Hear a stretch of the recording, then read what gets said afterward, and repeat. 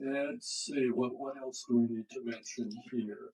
Okay, now, will all the precinct chairs who are here please raise your hands? Raise them high. Okay, keep them up.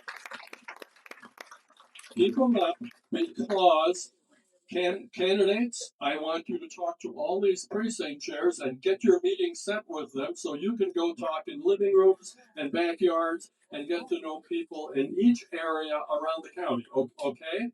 So raise your hands again, people, so that okay, candidates, if you look around, do you see who they are? Okay, and precinct chairs accost those people before they get out so that we have those meetings connected and put together so that we can win these elections. Okay, now on to some more mundane announcements. Many of you know Lou Candle. He's frequently here. He's one of our best canvassers. He has a multitude of little redbud trees. And if you're interested in getting a redbud tree from Lou Candle, Mary, or will you be the connection for him?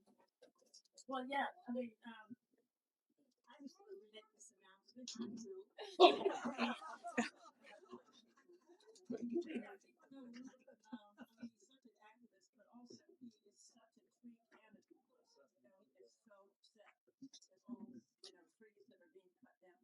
Anyway, he has 20 baby, no, what is it called?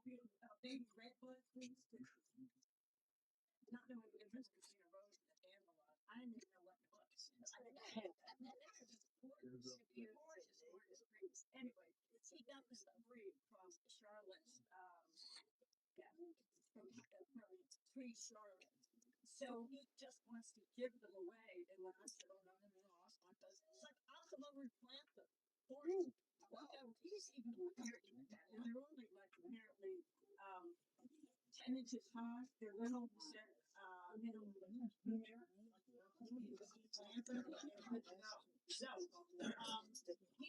giving them away. And he'll pop them himself and then maybe you give them away when you're a little busy. But I wanted to add that and I get phone number that if anybody's interested to proceed. There you go. Red bud trees are those beautiful trees with red buds on them before they have leaves. And they're just absolutely gorgeous. Absolutely gorgeous. My wife wanted me to cut them down, and I said, no, we're going to have them. No. So we have about 6 of them now, and it makes me cut down the little babies. Anyhow. Okay, Diane Sartiano, where are you, Diane? Please stand up. Let's hear from you for District 6 and the coming 250th anniversary. Yes. Two things. One, on May 9th, mark your calendar, that we're going to have the 6th Congressional District Convention, and you're all invited whether you're a delegate or not. Whitney will have the head store open, so for you can invite and stuff. We'll be electing a new first chair. Ready for that.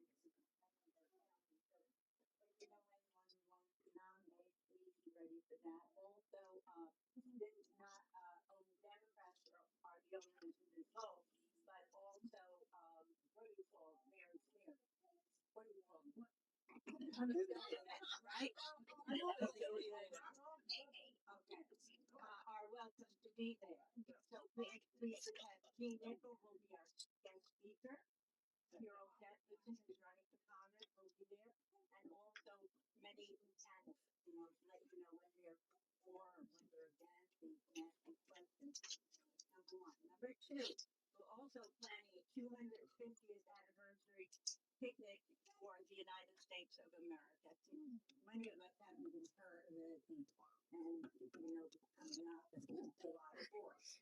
Our picnic will be June 9th, is it?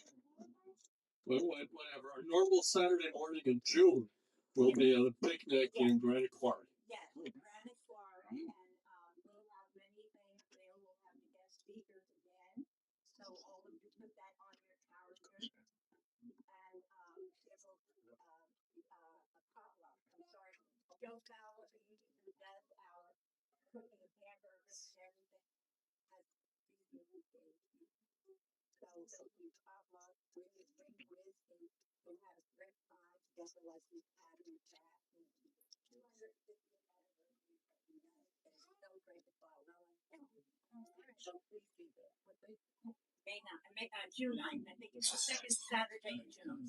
We stick with the second Saturdays. All the announcements will be on our website and Facebook, and announcements will be sent out as well in our email stream.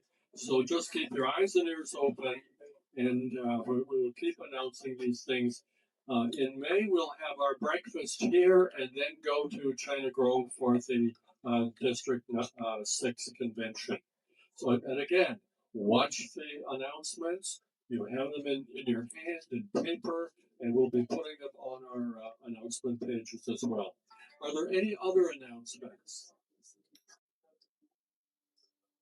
Eileen, is AAUW doing anything we ought to know about? Well, no, we have our annual meeting, but that's You know, that's okay. You know, we don't have to go to another convention. We'll let you all handle that. AAUW is a really interesting group here. It's a nonpartisan group, etc. But anytime I walk in, I look around and say, is there a non-Democrat in the crowd? Etc. So, okay, on to our speaker for the day. I'm wearing my Justice shirt. And I think that I knew that the speaker was a judge, so I thought that, oh, I probably ought to wear this thing that says something about, doing justice and etc. So, I thought we would have as many of the appellate judges as we can get here. And John Arrowwood's been here, and Christine is here, and there's another one to go. His name is, oh, it's hiding behind the divider here. Pull it aside. CJ, slide that thing toward you. Hey, Hampson, Toby Hampson. Okay. Now I wanted, we already had Anita Earls here, so I want you to get something in your hand, and then we'll get onto the judge this morning. Can you say Earls? Earls. Arrowwood. Rowan. Hampson. Hampson. Walczyk. Walczyk. Together. Earls. Arrowwood. Hampson. Walczyk. Earls. Arrowwood. Hampson. Walczyk. Harold, Hampson, Walczyk. You got to do it louder. It's got to be in your brain. Let's hear it again. Let's start. Earls, Arrowwood, Hampson, Walczyk. Okay. Now we're going to practice that every Saturday, okay?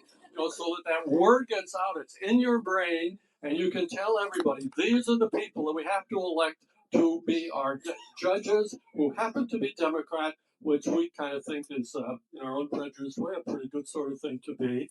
So, I'll give you the mic. I talk too much. And that's the danger of having a preacher in charge.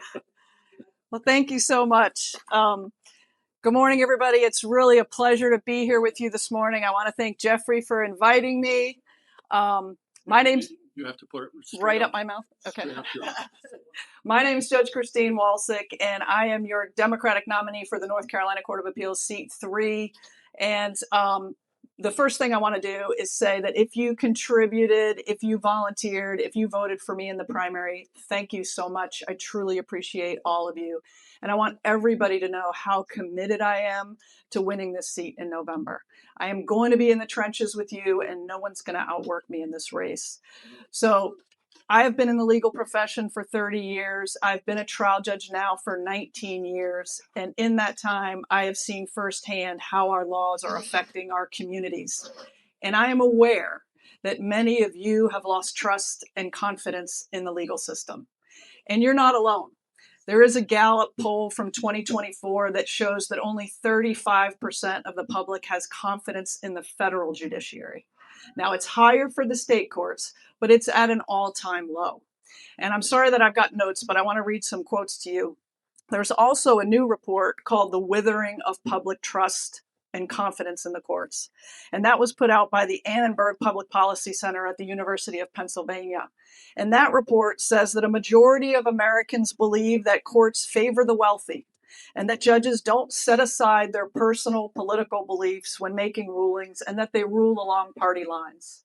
Now, Chief Justice Roberts has tried to address this. He's said things like, we don't have Obama judges or Trump judges or Clinton judges.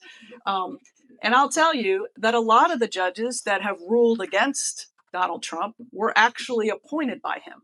So there is some truth to that, but it doesn't sound like the public is buying it anymore. And according to that same report, only 43% of the public believes that judges are fair and impartial. That's less than half. So why is this all important? Well, the court system doesn't have an enforcement arm. We don't have a police force. And what that means is that our sole source of power, our sole authority, comes from the public's confidence in the institution and its faith in our decisions. And when we lose that public trust, our court system as a whole is weakened. And weak courts are not going to be able to stop abuses of power. And weak courts are not going to be able to protect our individual liberties. So in these challenging times, I think we need to build stronger courts by electing skilled and experienced judges that have the moral courage to safeguard the individual liberties that our Constitution guarantees. And I'm talking about the right to free speech, the right to be free from unreasonable searches and seizures, access to public education, and the right to vote. So if you look at the historical context of our courts and our government, it's designed to be a system of checks and balances. And the court system is supposed to keep the other two political branches within constitutional bounds. And I'm going to start with the Declaration of Independence, since it is the 250th anniversary of the Declaration. And you'll remember that the drafters of the Declaration were not happy with the King of England.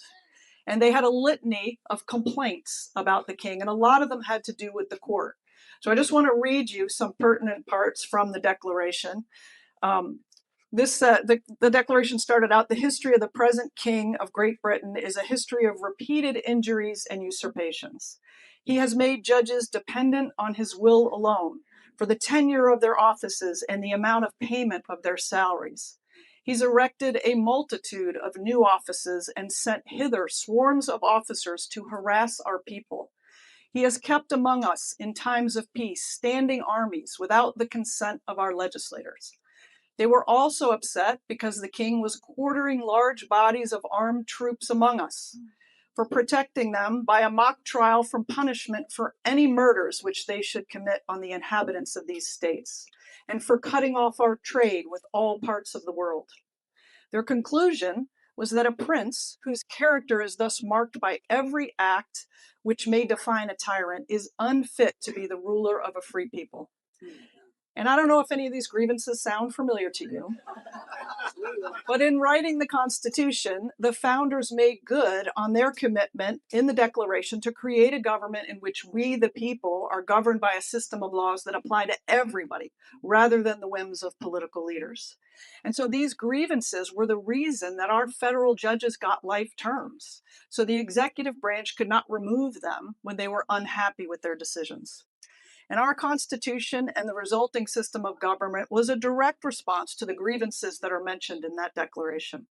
And it was designed to distribute power among the three branches equally and prevent any single person from getting too much power or any single entity from getting too much power. So each branch had the ability to check the other branches. Consider the legislative power to impeach people and the president's power to veto legislation that comes through. But there's not a lot of text in the Constitution about the courts. The courts are mentioned in Article 3, but it basically just set up the courts and said that judges could serve during times of good behavior and you couldn't change their salaries. So the power and reach of the early courts had to be forged and protected by the judges themselves. And so in 1803, Chief Justice Marshall, in the infamous case of Marbury versus Madison, crafted an opinion in the face of attacks on the judiciary by the President Thomas Jefferson that solidified the power of judicial review, which is what we know now today is the court's power to, determine if laws are valid under the Constitution. So in that case, John Adams, he was a Federalist, he was the outgoing president. He tried to swear in a bunch of they call midnight judges, 60 or so judges before he left that were aligned with the Federalist Party. And when Thomas Jefferson came in, most of those commissions had been delivered, but there was a few that had not actually been delivered. And so Jefferson advised his Secretary of State, Madison at the time, not to deliver the commissions. So one of those midnight judges, named Marbury, sued Madison to get his commission. And the court ended up saying, yes, Madison has a right to the commission, and he has the remedy of a writ of mandamus, which would have forced Madison to deliver the commission. But in a clever sort of twist, he said that the Supreme Court did not have jurisdiction in that particular case to order the writ of mandamus. And the way they did that was they said that the Judiciary Act that gave them that power was unconstitutional. So even though the court gave up that little bit of power, they took a tremendous amount of power. And in one of the most famous lines from the opinion, Justice Marshall said, "It is emphatically the province and duty of the judicial department to say what the law is." And so with that one sentence, that was the first time it was established that the court had the power of judicial review. So we talk a lot about the rule of law, and sometimes people say to me, what do we mean by the rule of law? Well, Duke University, the Bolsh Institute, defines that as sort of a shorthand concept to say that all people and all institutions are accountable to laws if they meet three criteria: that they're publicly promulgated, so people can know what they are, that they're equally enforced, and that they're independently adjudicated. So that's the trick, the third one. And the court system and your judges are the ones that are tasked with keeping the institutions accountable to the laws. We are the guardians of the institutions. We are the guardians of the Constitution, I mean. We're the protectors of liberties, fair and impartial hearings, and the processes that protect the innocent. So I've spent my career trying to support women in the legal profession. I've tried to level the playing field for self-represented persons. And most importantly, I've tried to show up every day as a judge with integrity that the public can trust. And so here's my ask of you. Sorry, I'm having trouble with this. Thank you. Here's my ask of you. First of all, I want you to be proud to be Democrats, because you guys are on the right side of history. I want you to use your voices and your votes. And I want you to stand with your Democratic judicial candidates as we build a more independent court that is going to be free from the influence of the General Assembly. And I want you to stand with us. I want you to stand with us as we build a more balanced and a stronger court that has the ability to serve its essential purpose of keeping the other two political branches within constitutional bounds. And lastly, I want you to help us build a more diverse court. So just let me talk for a second about our court system. We have a Supreme Court in North Carolina. It has 7 justices on it. They sit together to make decisions. That court has been in existence for 200 years. In that entire history, there has been 10 women on that court, and 3 of them are there now. Justice Anita Earls, who is running for re-election, is the only person of color on that court. Now, the Court of Appeals has 15 judges on it. There are 3 seats up in 2026. Now, let me just say, the Court of Appeals is our intermediate level appellate court. So they don't try cases there, but if somebody has a case in front of me at the trial level and they're not happy, they can ask the Court of Appeals to review it. And in 2023, the automatic right to appeal to the Supreme Court was eliminated. So the Supreme Court can decide to take a case and you can petition them. But for about, I would say, 80 to 85% of the cases that come to the Court of Appeals, that's where they will end. So we will be the court of last resort. And the Court of Appeals does not get the attention and the focus that it deserves. So it's extremely important that we elect Justice Earls, but we cannot neglect the Court of Appeals. So there's 3 seats up: Judge John Arrowood, you just learned, Judge Toby Hampson, and myself running for the open seat. And if we don't do the work, we could wake up in November to a Court of Appeals with 0 Democrats on it. Now that cannot happen. When I win this seat in November, I'm going to be the only Democratic woman left on the 15-person court.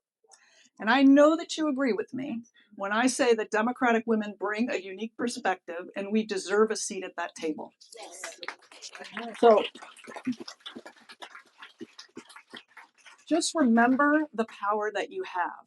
You know that these are statewide races. They can't be gerrymandered. They're going to be won or lost by razor thin margins.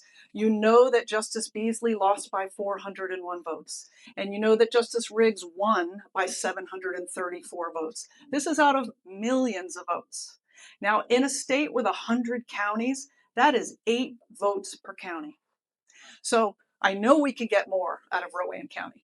And what I want you to focus on is look at the people who vote for Cooper.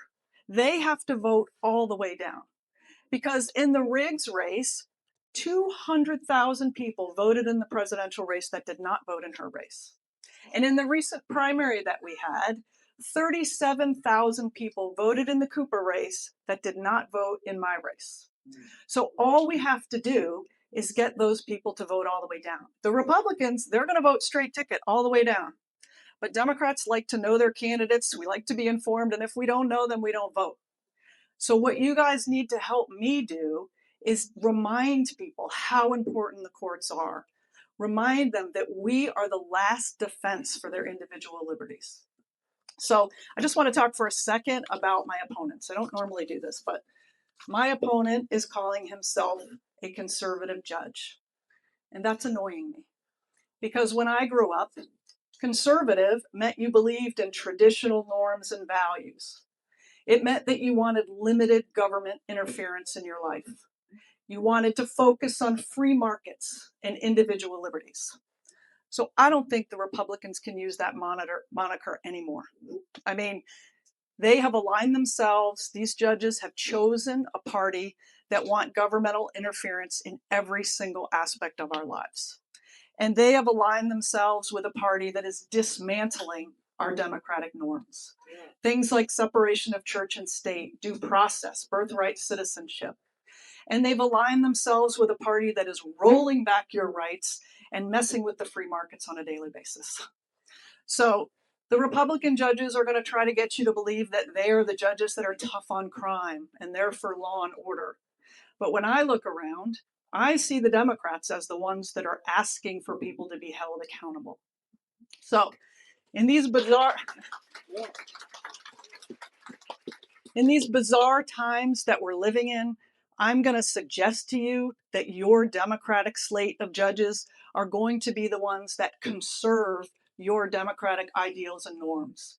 And we are going to be the ones that protect your individual and constitutional liberties. And we are going to be the ones that hold accountable people who are violating the rule of law. So we're going to look forward. All of your judges are looking forward to working with each and every one of you to protect this vital institution and to build the kind of court that North Carolina needs. So if you want to help out with my campaign, you can go to judgechristine.org. We would love to have you on our team. You should have cards in front of you. But if you want to help the whole slate together, they have an initiative called Team Field Justice, which is a canvassing initiative on demand in your own neighborhoods. Those flyers that you have on your tables for all of the judges together, you can distribute those to your neighbors and you can help the whole slate all at once. So again, I really appreciate all of you being here. I appreciate your hard work, and we need you to help us win these races in November. So thank you so much for being here. I just